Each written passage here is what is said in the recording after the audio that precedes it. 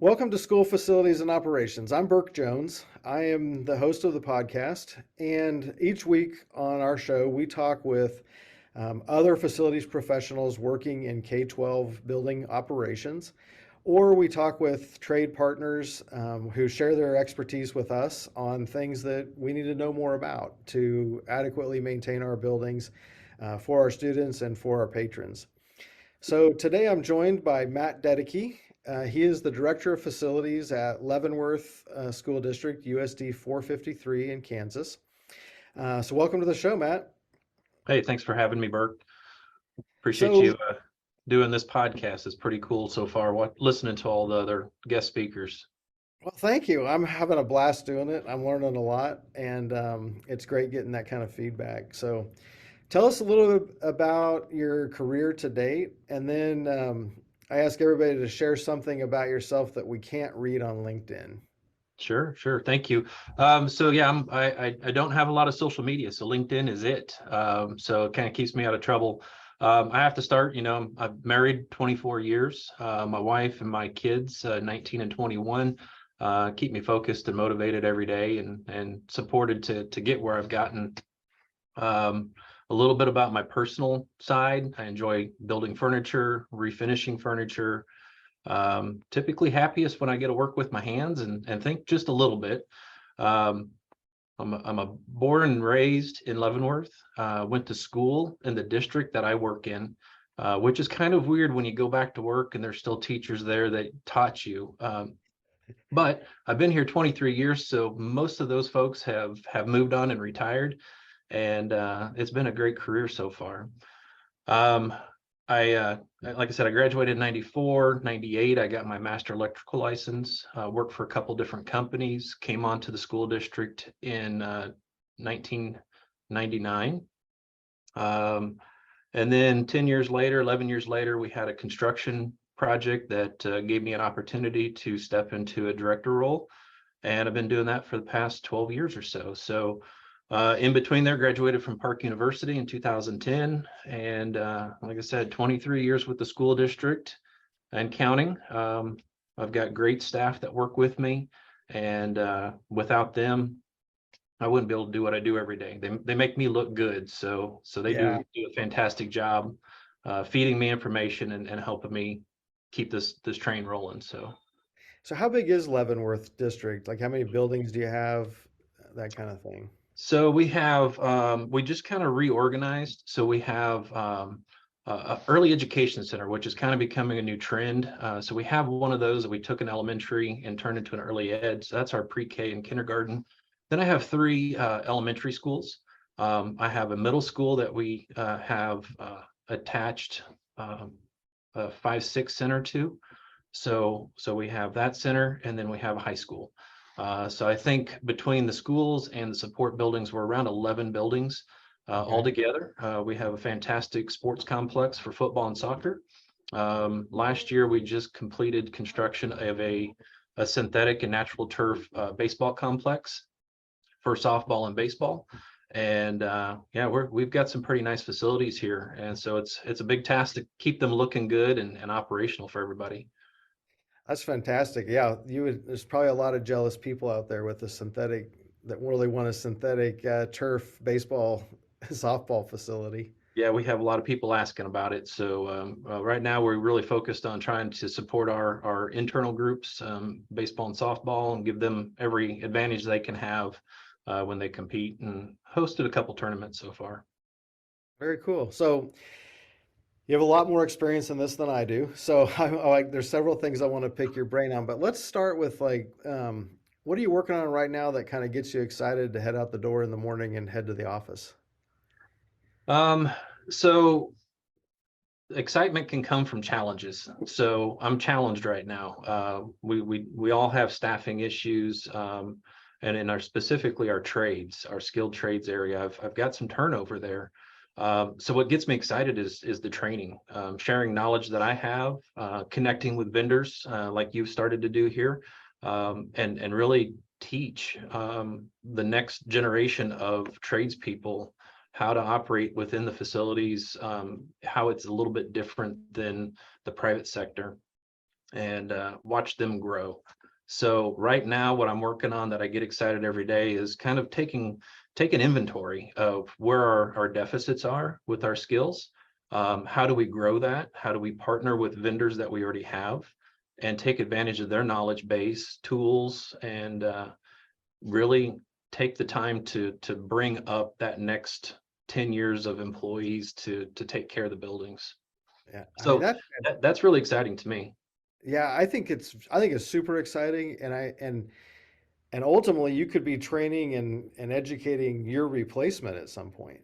I've When thought I look about that. at so many guys are like us and are, I'm in my 50s, and when I get ready to retire, is that next person working here now that I should be mentoring or bringing along a little bit more for when that happens. So Yeah, exactly. And I've got a couple of young folks that are in our trades group, and that thought has crossed my mind. yeah. If not, when that day comes, we'll find an adequate replacement. Somebody probably will make me look bad. That next generation will just outshine us. So, and that's Yeah, fine. I'm okay with that. yeah. Well, that's really cool. I think just anytime we can invest in our employees, it, it's a passion of mine too. So I'm glad you share that, and just keep going, man. Yeah. Um, okay, so changing a little bit from there, I think these might be a little bit combined, but I want to talk about capital outlay planning, and then um, also just staying on top of the conditions of our facilities, like because I think they probably go hand in hand to a certain degree. Um, I know it's hard for us a lot of times to get out and be, walking facilities frequently.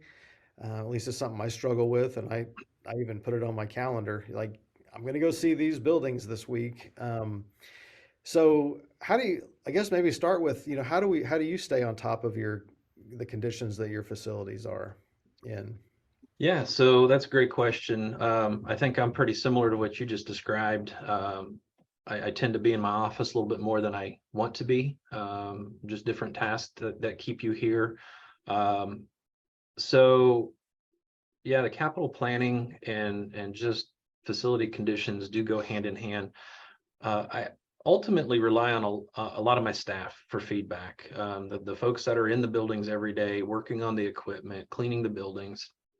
Um, I've given them a lot of ability to lead and make decisions, identify problems and bring them to me, and come up with solutions. So the more they get to do that, the more they buy into the whole program. Um, they take it as a personal ownership, and that's been very successful. And I'm very fortunate, again, as I said, to have some great employees from our custodial through grounds and maintenance.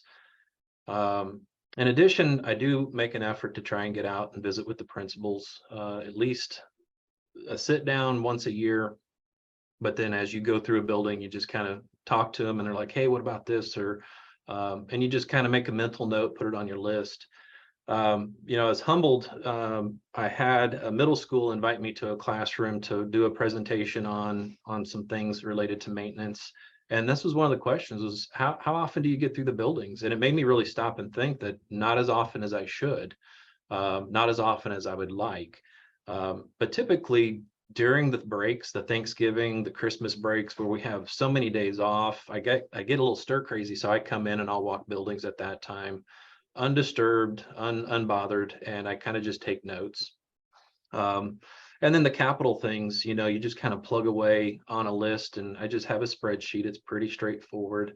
Year to year, label them so I can find them. And uh, I think right before we got on here, I was telling you, I spend about a third of my annual budget on roofing. So there's a chunk of money every year that we go through just to keep the envelopes tight and dry. The rest of it, we try to spread out through each building, try to do something at each building every year. It could be a playground upgrade. It could be something for security. It could be something furniture wise. But we just keep those things rolling. Anytime a board member brings something to our attention, superintendent, any other administrator, we we add that to the list. And then every year I just kind of filter it through, reprioritize, push things out, and really just try to balance a budget of what I'm allotted for my capital expenditure. Unfortunately, some things get kicked down the road too far. And then we have opportunities, with architectural companies that can come in and before bonds or do an assessment, and they provide that bigger, more detailed, all-encompassing roadmap for us. And then we'll take pieces out of it, add it to our plan. And ultimately, it's just a constant, you're always looking, you're always paying attention, you're always listening, and any feedback you get, it's meaningful feedback. And if you don't take it that way, you're going to fail, I think. So you have to take everything that's brought to you and analyze it to some level. Yeah, I think it's a real balancing act. One of the things that we've done recently is I kind of created a 10-year plan that had HVAC, uh, roofing projects, flooring, and paving. Mhm. And started to look at like how could we be more intentional about like replacing carpet on a schedule instead of kind of just going in and saying, well, this room's terrible, let's do it, and but we're going to do this whole wing kind of thing. And then one of the tabs is everything else that gets brought to me. you know, Yeah, um, so how do you mentioned something there that I think is very unique about our jobs where you were invited into the classroom. yeah, And I'm trying to think if I've done some volunteer things in classrooms, but not directly related to my job. Like I've judged a wind turbine competition in a science sure. room, and or you go to elementary schools and the kids walk by and they're like, "Hi, Mr. Jones," and Yeah. um, tell me a little bit about how that makes you feel, like that side of our job. I think we have a unique job, first of all. Unique in several ways. It's one of the few professions that kind of resets annually, that has so many changes every year.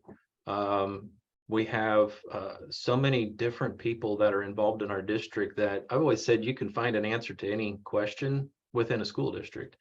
And so when I get invited into a classroom, and it doesn't happen often, but usually at the middle school level, it's kind of an honor. It's they're looking for somebody to give an insight on whatever it is we're doing. So whether it's a construction project, um, or how to manage a facility, those type of things. I think that's kind of a perk, honestly. For me, I enjoy talking in front of a group. Now it took a while to get there, but yeah, it's a pretty cool to be somebody in a student's life, that can possibly mold, change, give some direction to what we do. Um, yeah, so I think it's pretty neat. Yeah, I think it's really an unexpected benefit of the job for me, I think. And just really how everything we do, we're doing to support these kids that are learning and will be hopefully great adults once they Yeah, leave yeah. our district. So how big of a capital outlay budget do you normally have every year? Um, Normally I have about 1.2 to 1.5 million to spend in capital.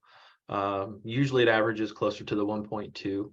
Um, but I'll be honest, some of the funding that has come through, with the COVID relief has helped manage some of those HVAC projects that we've all had Right. and just couldn't get to. So we were able to take some of those things off the capital list. But yeah, about a little over $1 million just in the capital improvements.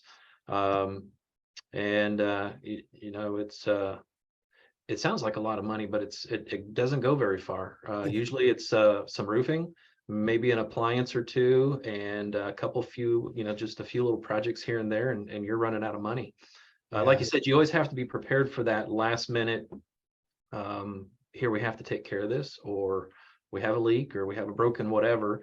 So when you're planning, you have to plan that contingency as well, and that's a big piece of it. So um, like I'm starting now to do my spending at the beginning of the year. So it's roofing assessments, it's a boiler that we're looking at replacing, furniture, equipment, And we even considered some vehicles. Those are very difficult to maneuver right now.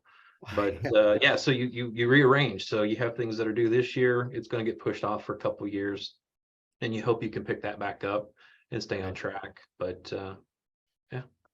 So I'm sure we're all sick of talking about COVID, but I did want to ask this. Did you guys do anything special during that time or after that time to like improve your indoor air quality um, with your So HVAC systems?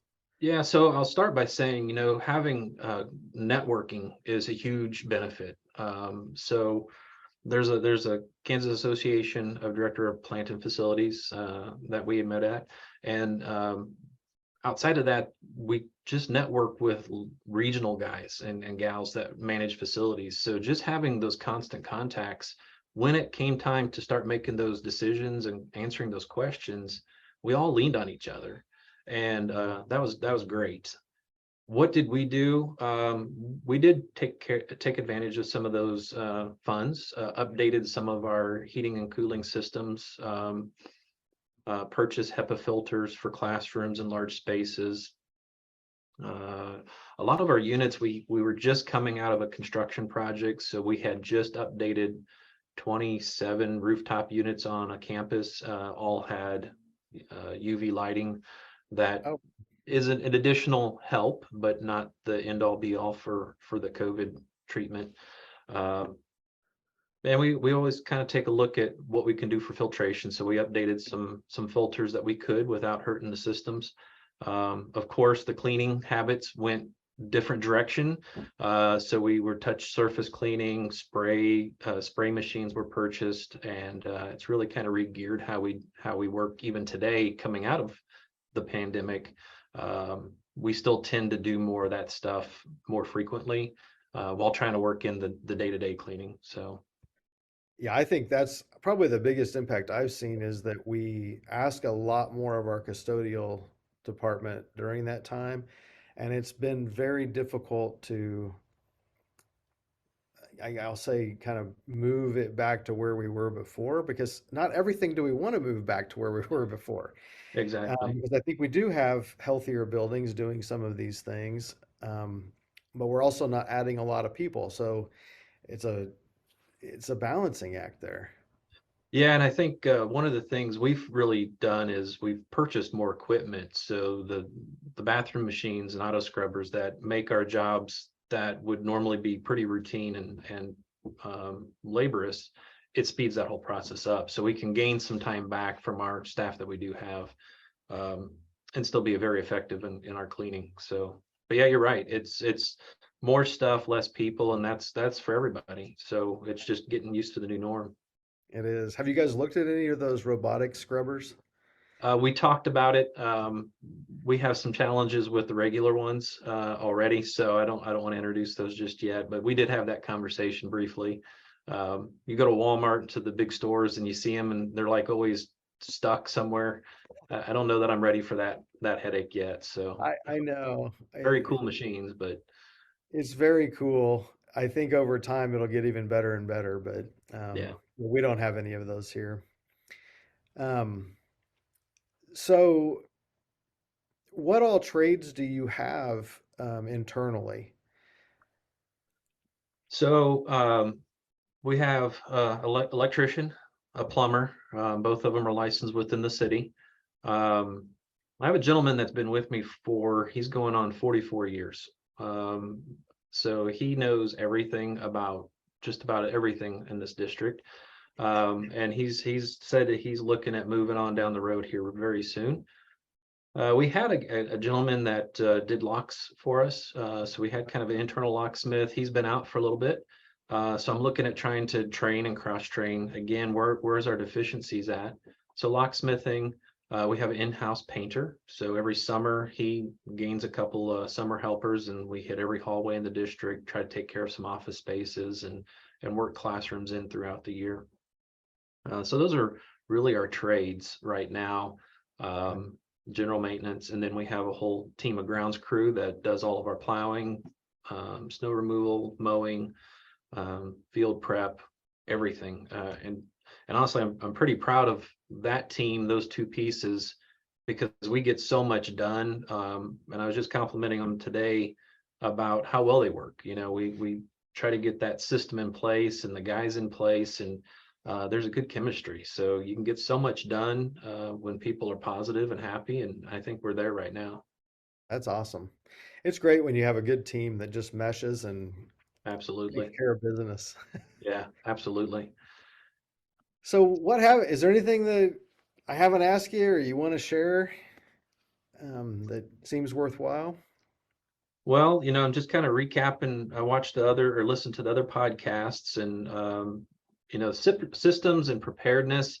When I first listened to this, I didn't know what to expect, and the first podcast you had on after your introduction, I think was Richard Bell from Andover, and he talked about systems. Yeah. And you do the same job for so many years, and you've tried things, right? I've tried different systems, work order systems, and those things, and sometimes you get a little frustrated. You try something, you go back to what you knew, and listening to him talk kind of made me take accountability for where we're at and where we need to go. So kind of digging in and understanding what other things can I do right now? What can get me excited to keep us moving the right direction without spinning our wheels, right? So so that's kind of where we landed on the training, looking at our systems and the preparedness. If he had I believe he had just started a new position or was forced into his new position pretty quickly with that windstorm or the tornado. So it's really had me take a step back, and we're reviewing our process, our documentation for our buildings, shut off valves, gas, water, electric. How does that work? Making sure those documents are updated with our construction. And just really kind of overview, taking account of all the systems that we already have in place and seeing what we need to actually touch and make better. So um, I'll say that that's a positive out of the second podcast, Burke. It's you're making changes already for me. So that's good stuff. I think that's good stuff. It's awesome. So like I agree with you on this whole systems thing. There's things that have been here forever that I don't even know. Mhm.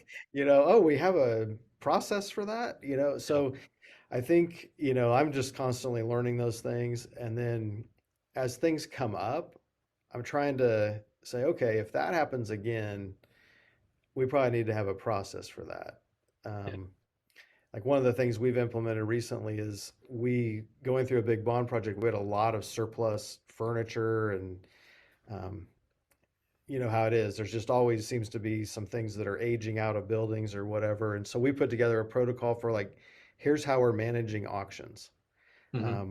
Because we like to auction that stuff off as much as we can. And, um, that kind of simplifies it. It makes it transparent to the community what we're doing and why we're doing it. And it's just, I mean, that's a system we've implemented recently that um, was good, you Yeah. know? And when I heard Richard talking about all the teacher stuff in classrooms that's like not on an inventory list anywhere, Yeah. it made me kind of think, man, what do we need to do to tighten that up ourselves?